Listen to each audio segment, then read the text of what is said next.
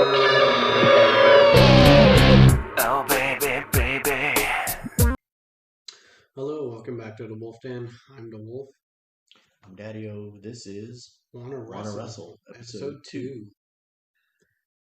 2. We're pretty much AEW exclusive, and the reason is, even though I'm still keeping up with what's going on in WWE, which will make episode 3 because there was some cool stuff that happened. There's enough people out there that talk about WWE. There's plenty, and we're not really happy with the product nowadays. AEW's new. They've got a lot of cool stuff going on, and so we're just basically giving them some love that they're not getting from other people. It's hip. It's now. It's fresh. No. Okay, that was from Spider-Man 2 or 3, where I think it's 3, where Hoffman is trying to hype up the Daily Bugle. But anyways. So we're going to be covering Dark episode 48 and then Dynamite from August 28th. I know I saw a Dark, but was it that one? You've seen them both, because once I start reading these, you'll kind of remember, I think. What's funny is I make notations here that I figure if I just write that, it'll jar my memory when we go to do this. But it's been so long because the first match was the Best Friends against Dimitri Jackson and Storm Thomas. Remember, you were making fun of Storm Thomas. Well, I was saying his last name, his name should be switched to Thomas Storm, because that makes more sense. And then I have a notation. I think it was a finisher the Best Friends called the DPP, but I don't know what that means. Me neither. Like I said, I write something. Oh, it'll jar my memory. No problem. I'll know what I'm talking about when I read it. I have no clue. Best Friends picked up that way. Yeah, of course. I like the Best Friends as a tag team. They're pretty cool. I like their gimmick. I like the hug and the pull out shot. I think that zoom out shot. Trent Beretta is a better wrestler and a better worker than Chucky Taylor. I think when they eventually split, which I think there's some teams you know are going to split because they got to push somebody, and there's other teams that they need to stay together. I think the Best Friends are going to eventually split, and they're going to push Trent Beretta. Mm-hmm. Dude is way underutilized in WWE, as were all what people are calling the cast-offs. Mm-hmm. All the guys that came from WWE over to AEW is because they were being underutilized. They were better than WWE let them be. Mm-hmm. Trent Beretta is a beast, man. So irrelevant, because we're on Wanna Wrestle. I saw a meme today or yesterday. It was pretty funny. Spoilers for Endgame. Everybody has seen that, dude. Twice. When that scene where Thanos is where he's talking to, come on, Gamora's sister. What?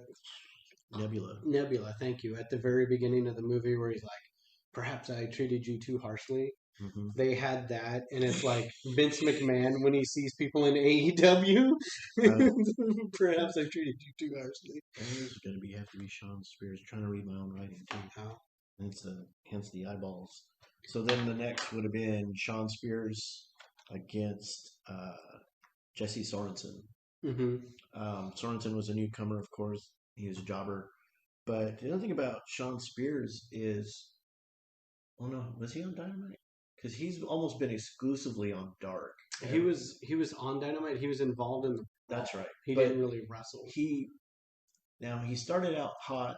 He's the former. I don't know what was Ty Dillinger. Ty Dillinger, the 10 gimmick, the perfect 10 gimmick. His new character. He started out hot by the controversial chair shot to Cody, busted his head open. Mm-hmm. Scarred him permanently.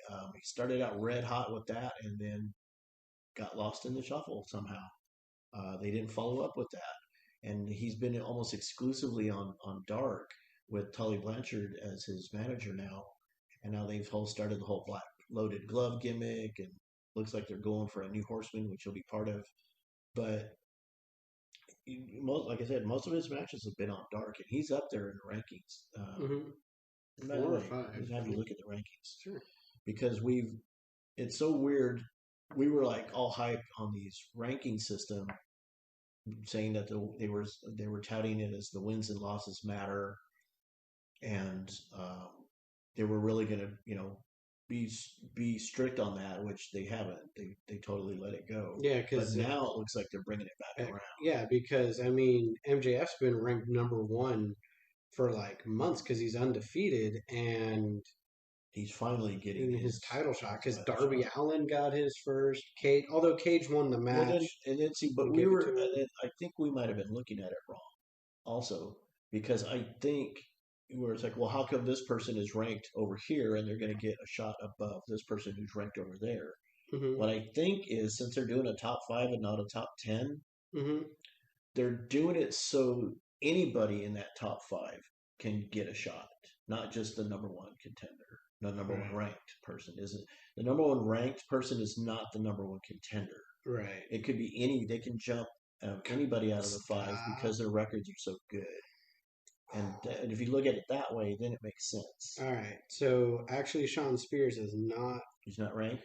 No, right. We have top five men: MJF, Lance Archer, Cody, Brian Cage, Scorpio Sky. And Cody's going to fall out of that pretty soon because he's gone He's for a taking while. time off. Him and Brandy. Well, no, Brandy came back, so yeah, they're taking time off. Oh wow! Tag team record for Omega and Hangman in 2020 is 12-0. Yeah. Did not know that. Sorry, I'm looking at the rankings. Yeah, we'll talk more about the rankings in a little bit. Mel Cruz. Against Melanie Cruz came out against Red Velvet. I still don't understand like the straight out of your mama's kitchen. I don't understand it. And then it's a southern thing. You wouldn't understand. Apparently I don't. I have no idea what it means. And she stirred it up. As what's his name says Taz, but I think it's more like mixing it up. She's mixing up the batter to bust your ass. Yeah. But I like Red Velvet. She's coming along. She's coming along. She started. she was a jobber, but once they announced the tourney, all the jobbers all of a sudden instantly got better. I don't understand how that works. Mel Cruz picked up the win over Velvet. Mel Cruz is somebody that they can build with, that they need to build with. She needs to go over with Vicky and Nyla and join the Vicious Vixens, which is what I was going to talk about, but we'll get back to that. Because next match was a guy called D3. Maybe his name was like David Donald Dufferman. I don't know. Well, because Triple H is already taken. So you can't say Triple D. Oh, and Triple D's also already taken by Guy Fieri. So D3. And the band around here. So D3 against Lance Archer.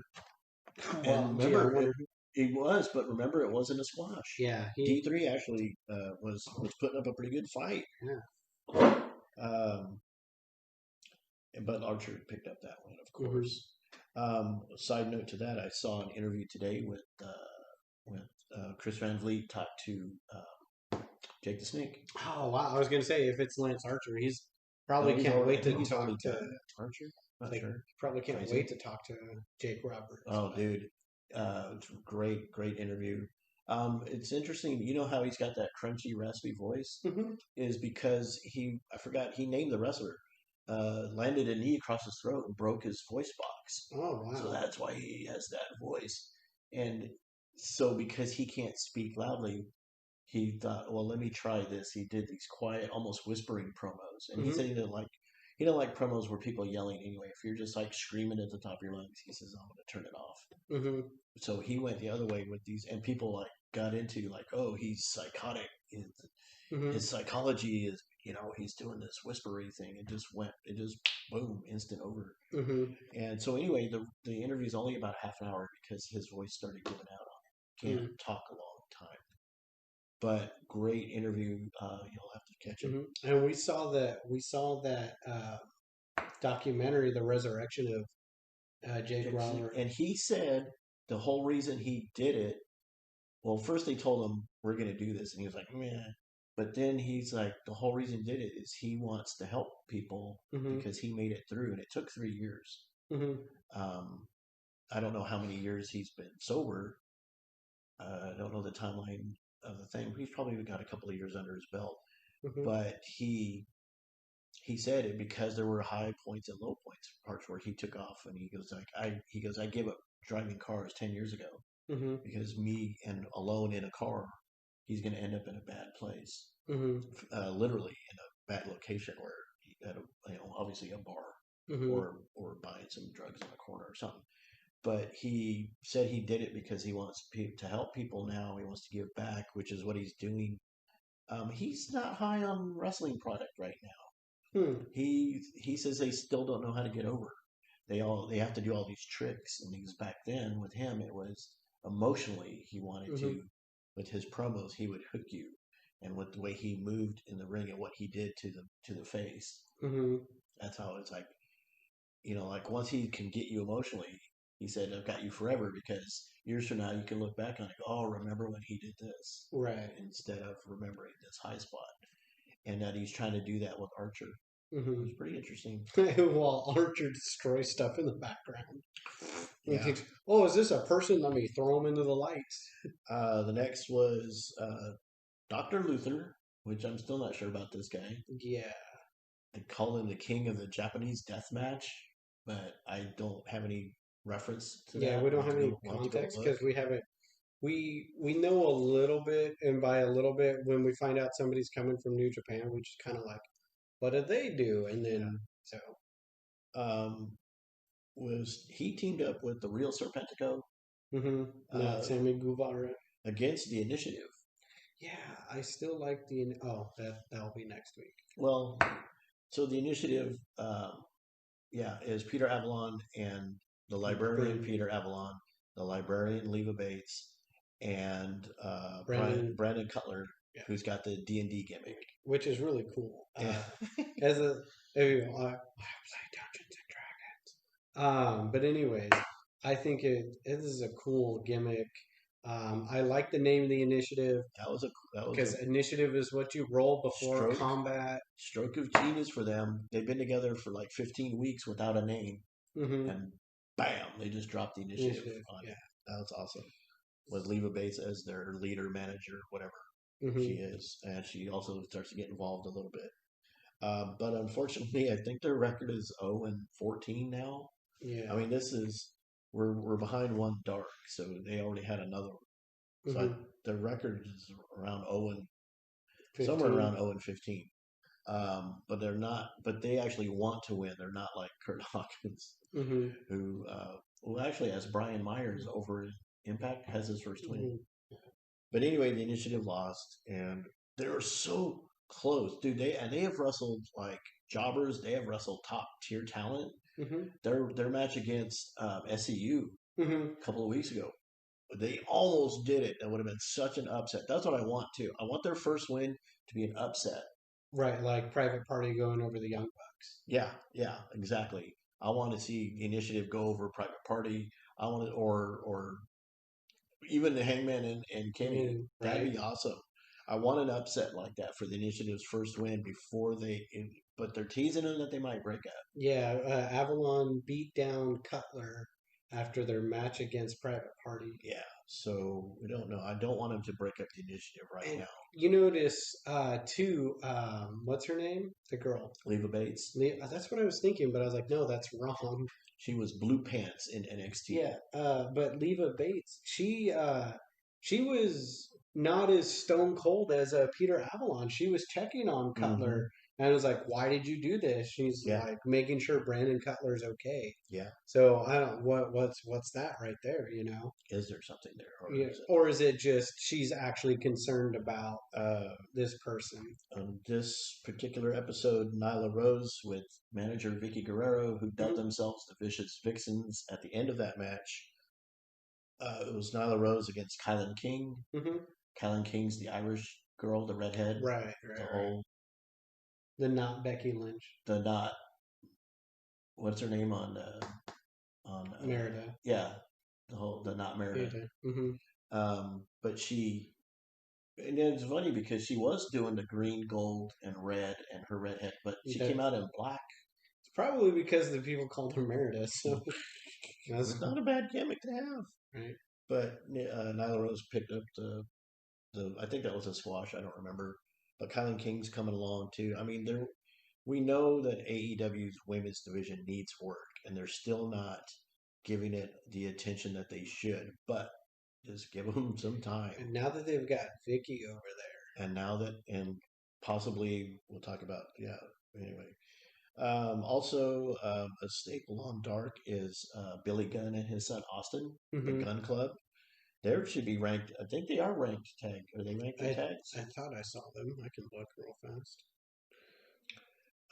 But they're taking it down too. They're doing against really well. Frank Stone and Baron Black, a couple of jobbers. But Austin, I don't know what his wrestling experience is as far as time, but I know that he's under the tutelage of his father, Billy Gunn, who, god dang, never fails to amaze me at how big that dude is compared to other people on the roster. They are not ranked actually. So number one But is they're like 6-0, I think. yeah. So FTR ranked number one is 7-0. Best Friends 14-5. Young Bucks 6-3. Natural Nightmares 6-2. And Jurassic Express 6-3. Wait, their record is the same as the Young Bucks, but they're ranked under Natural Nightmares. I don't know. There's a caveat in there somewhere. So okay, so 6-0 is not quite good enough to get them into the top 5, but they're just right there, man. They're right there. Billy Gunn is probably in his mid 50s, still built like a freaking Mack truck. Right, yeah, the dude's big. I'd like to look like that when I was 50. I think his build weight is 273, and he's 6'5", maybe 6 something. He is huge, and his son's all right. His son's learning the good stuff. Also, Penelope Ford. I know. I'm just doing the ollie. Against Heather Monroe. Heather Monroe's a newer acquisition that they got. She's all right. I don't remember it being that much of a memorable match. Ford picked up the win. And that was coming off of the heels of the women's tourney. Right. And where did she end up at? I don't remember her. And who was she teamed with? Or was she? What was her name? She was teamed with somebody. I don't remember. I'll try to see if I got it real quick. I don't know. I know they didn't make it because Diamante and Eva Lise won the tournament against the Nightmare Sisters. Yeah, which I have right there. And Nyla Rose was tagged with the other Funkadactyl.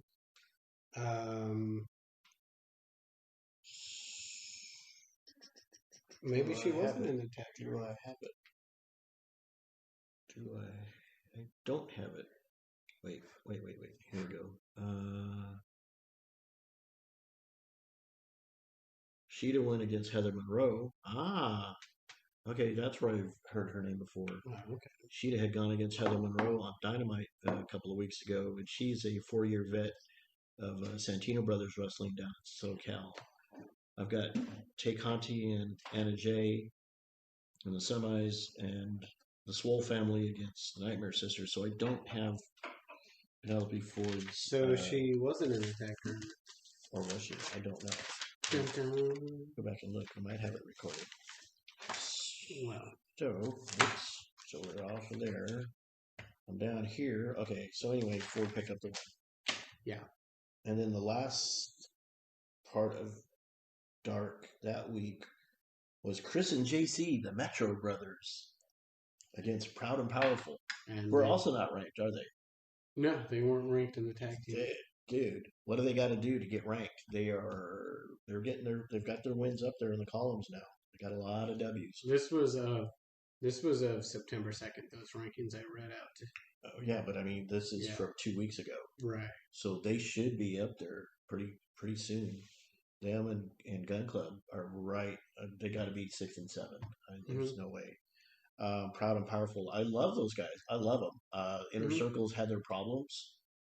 I'm waiting for them to kind of bring it all, bring it back. Bring it all back. Bring it back to them as a cohesive unit, kicking ass as heels.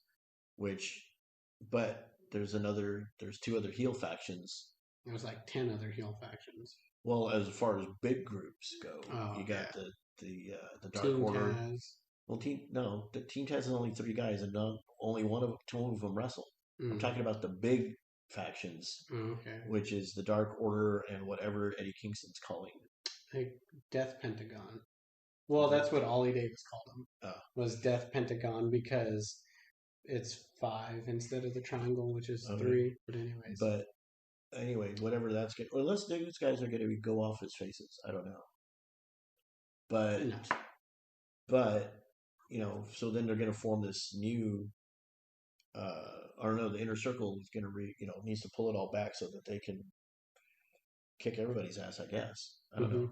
But they're having so much fun with Jericho and Guevara. Basically, Jericho and Guevara are the ones that are doing a lot of work. Proud and Powerful are picking up their wins, but they're not a focus. Their wins have been on Dark. And Jake Hager, I don't know what he's got something going on. I think the last time he wrestled was Moxley, wasn't it? Yeah, I think Hager's had some legal stuff going on. I'm not sure. So anyway, waiting for the the inner circle. The Dark Circle. That'd be if they all combined.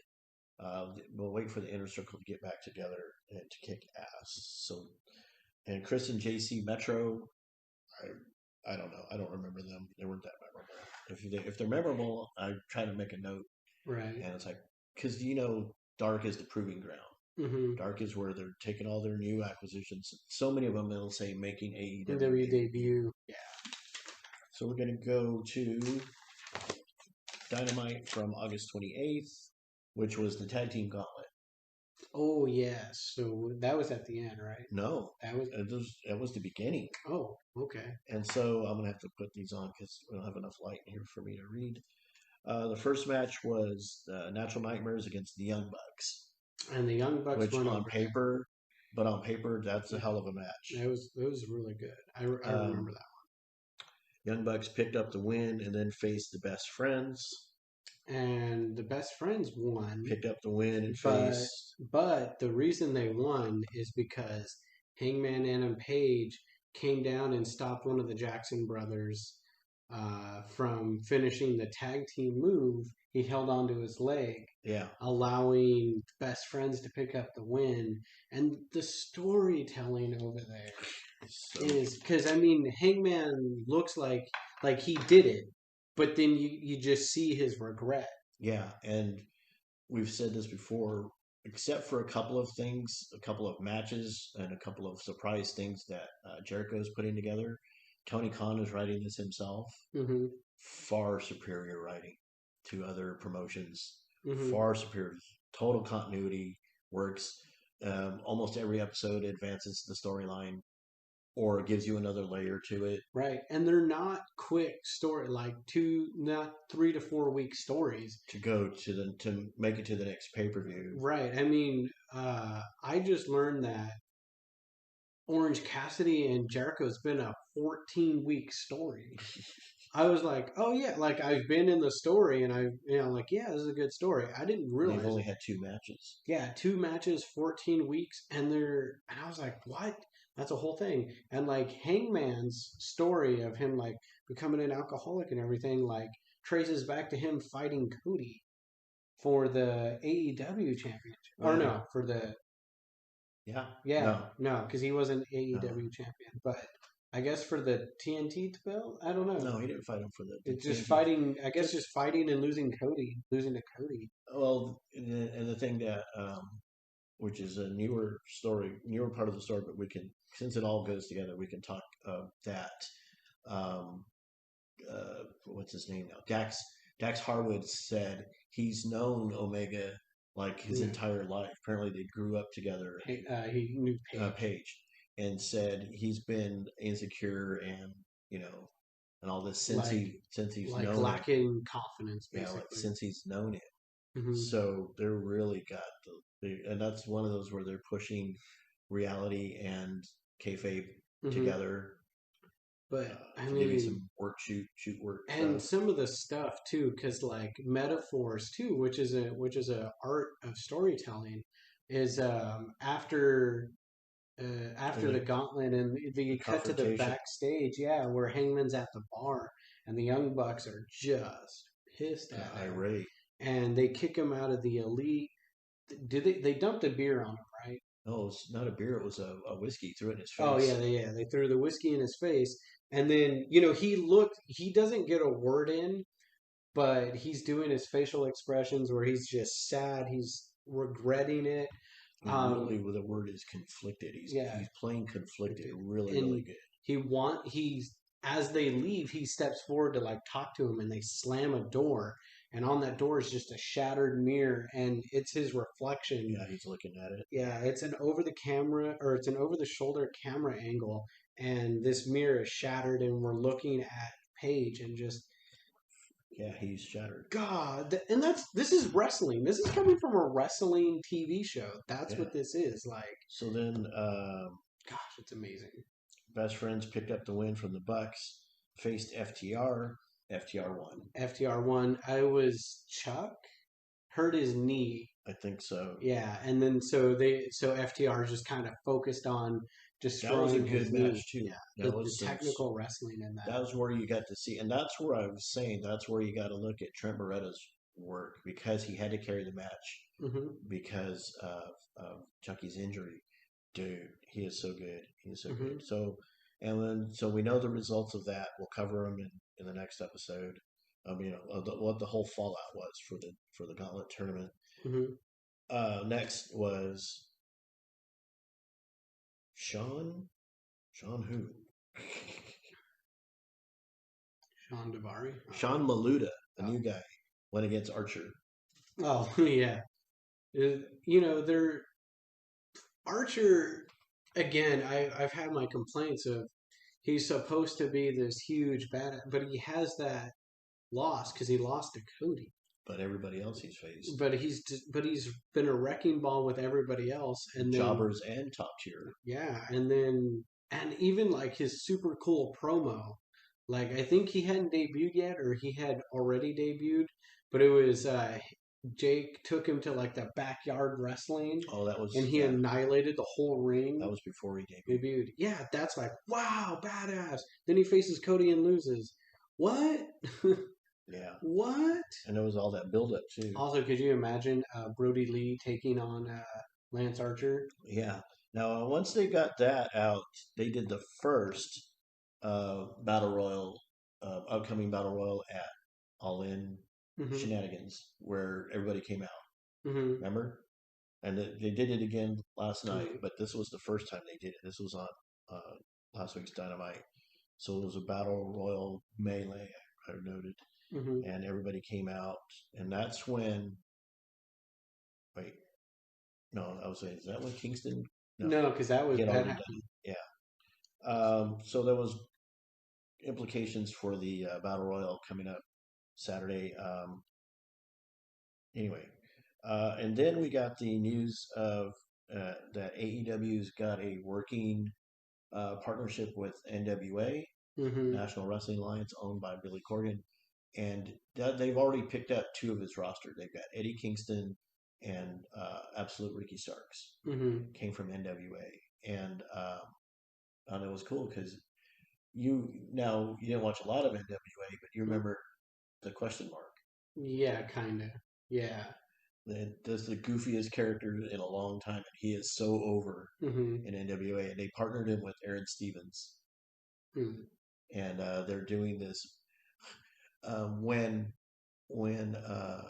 Jim Cornette was still working for Hmm. NWA.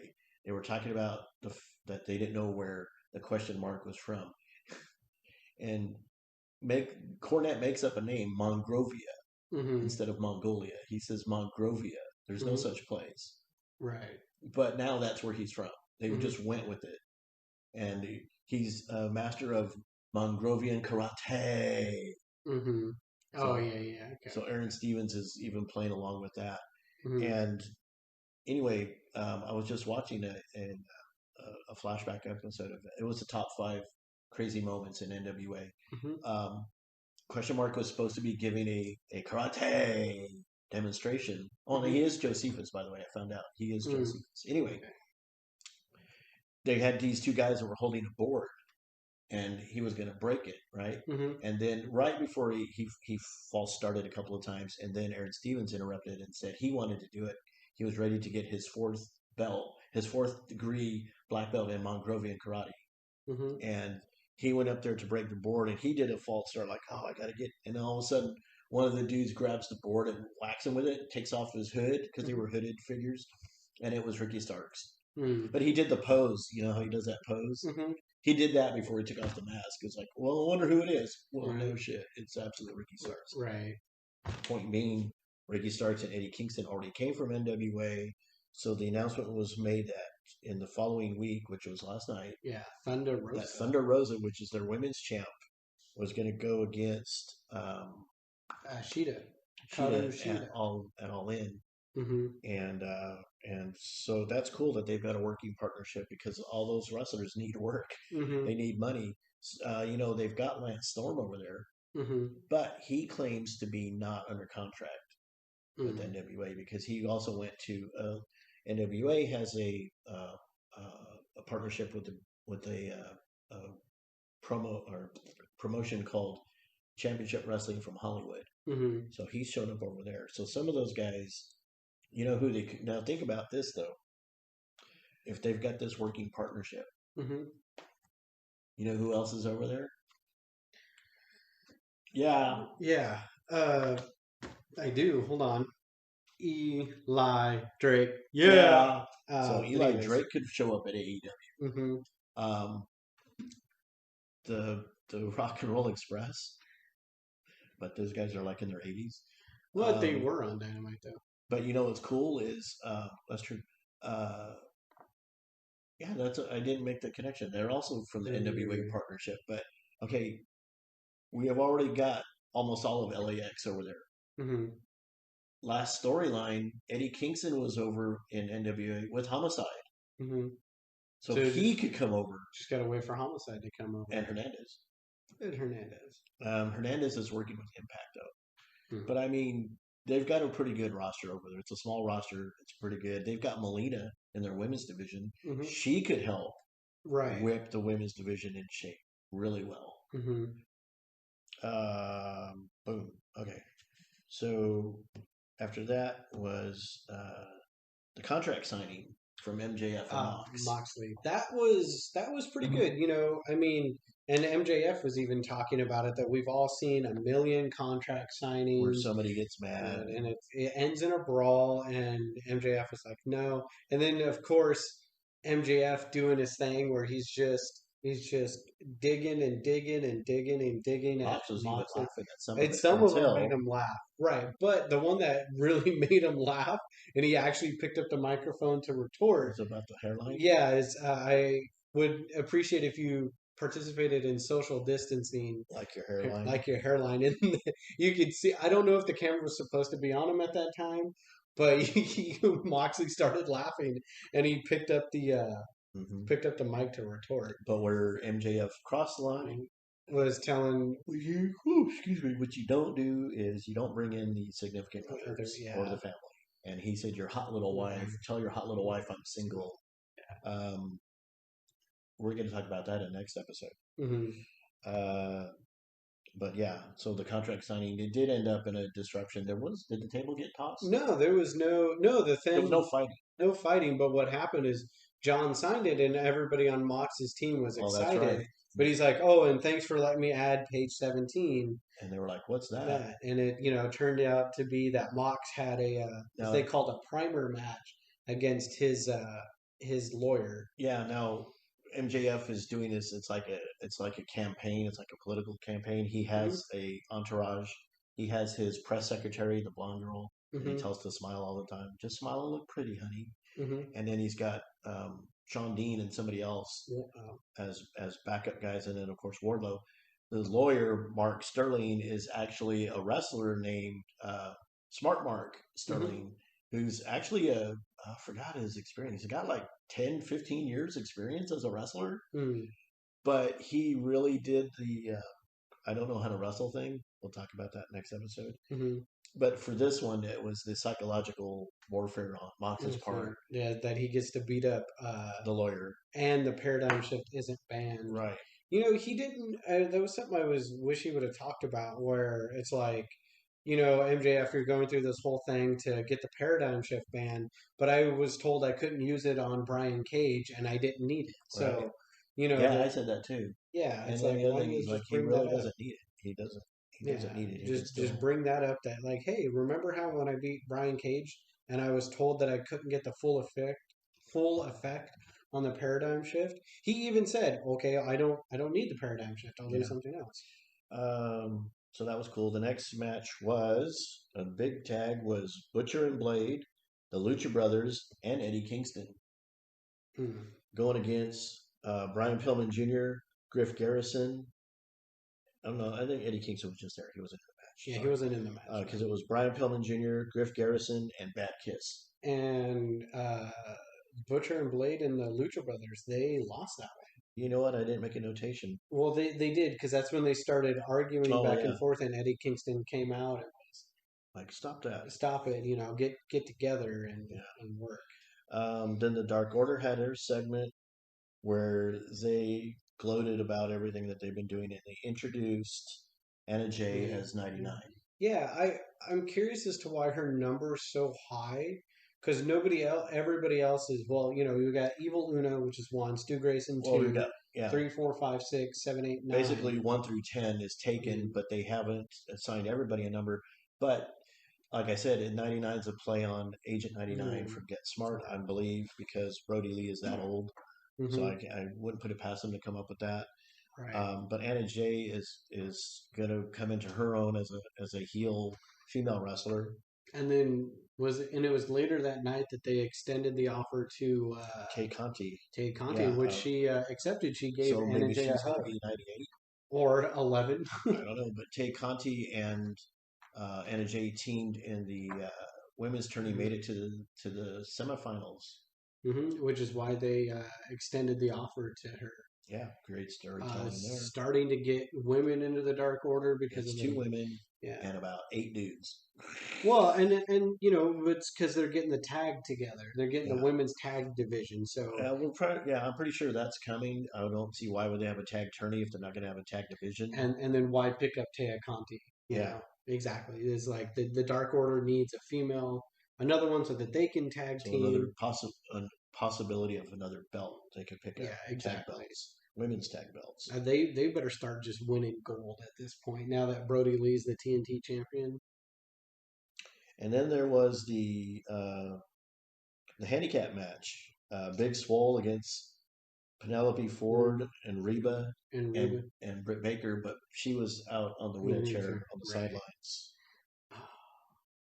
And Swole whooped their ass. Yeah, well, and actually, I don't know if Swole was on track to lose, but Britt Baker she would have had to hit Penelope because Reba is supposed to be the inexperienced wrestler, which we know is not true. True, but since she is supposed to be that way, it left Big Swole to counter because Britt Baker accidentally hit Penelope Ford, which let the experience. The lighting is changing in my face. I got the dark spot right here. Anyways, allowed Big Swole to take on the inexperienced Reba to pick up the victory. I can't wait till she gets to show that she can. Well, again, I think she's just waiting to betray Britt. And then right after that was the Dark Order Taya Conti, which we already talked about. And then the big match of the night was Matt Hardy and Sammy Guevara. The tables match. The table match where Sammy picked up the win. By suplexing. No, by hitting Matt with the ungimmick chair. Oh, again? Busted him. No, not again. This is when it happened. No. Yes. Last week is when he busted him open. Oh, okay. Well, then they didn't have a match that day. That was just a brawl. It was the but it wasn't an actual match. Yeah, it was. No, it was because billed as that all stuff happened outside, but they started in the ring. Okay, but when he hit him with the gimmick chair, they weren't having a match. Chair. Yeah, Sammy was out there just giving a promo, and then Matt attacked him, and then which led to the tables match where Matt Hardy spray painted. Then that's when he got his revenge. Then, sort of, or he tried, but he didn't quite make it. So yeah, Guevara did pick up the win on that. Happy. No, Matt Hardy is happy that he got back to his storyline with Guevara. They work really well together. In his new Chris Van Vliet interview, he talked about some of the other guys that he wants to work with in the ring. He actually wants to work in the ring with Archer. And there was some other people that he mentioned, but he loves doing this thing with Guevara right now, which is going to culminate at All Out. All In. Yeah, I know. I said all. What the hell is it? It's All In, All Out. There's 4 pay-per-views. Yeah. All In, All Out, Fighter Fest, and Fight for the Fallen. Revolution. That's right. Yeah, because Fight for the Fallen is more of a fundraiser event. Yeah. And actually, they put it on free TV this year. Yeah, Revolution. Which so All In, All Out, and Revolution are their pay-per-views. No, there's 4. And Fighter Fest. Oh, okay. And that's everything for this week. If you want to save this for episode 3. I do, yeah. Okay. We got things to do. We got a jet, yeah. That was what was the character's name? Anyways, on the show Jimmy Neutron, there was a guy that was it was he was an actor that played a spy, but he was an actual spy. And so his catchphrase was "Got a jet." But anyways, I'm the Wolf, showing your nerdiness. Yeah, I'm Daddy-O, and showing that I don't know what the hell he's talking about. Right, and we look forward to wrestling with you later. Okay, we got to come up with another catchphrase for this show. Perhaps. We want to wrestle? Yeah, we look forward to howling with you again.